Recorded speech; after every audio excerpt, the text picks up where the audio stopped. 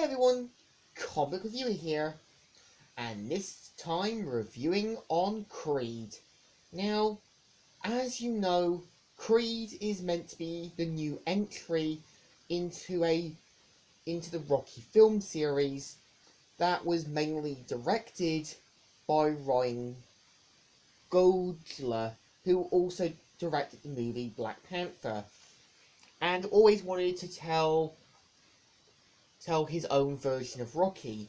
So pretty much Sylvester Stallone gave Ryan Coogler the kind of reins and was able to tell a much better sequel than Star Wars. And originally, Sylvester Stallone wanted to end the Rocky films after Rocky Balboa. That I think could have happened, but I think it was interesting to show the next generation of cast. So pretty much the premise of the movie is meant to be about Adonis, who is the illegitimate son of Apollo Creed, who is also taken in as a kid by Apollo's widow, and also Adonis's guardian and that. So I think you can tell that she wants to give Adonis a good childhood and wants to kind of help him become a better person. And keep in mind that Adonis wants to make a name for himself, so seeks out Rocky Balboa.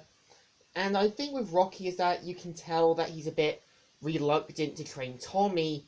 I mean, Adonis, keep in mind that the last time he did train someone, it didn't end so well. And you can tell that he's afraid that what happened with Tommy could happen with someone else. And eventually you do see them forming a relationship and almost forming a surrogate uncle and nephew relationship. So we see Adonis becoming a better fighter, as well as learning to become as well as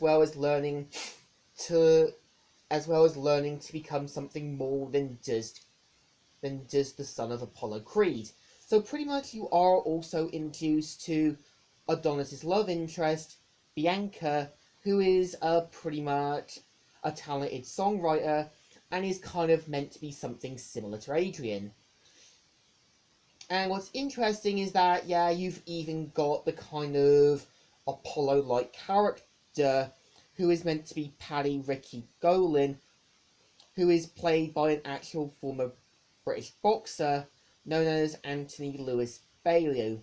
I feel with Paddy's character is that he's kind of meant to be this brash, hot-headed British boxer, and after getting himself in trouble with the law, he's pretty much going to face a 7-year prison sentence where he chooses Adonis as his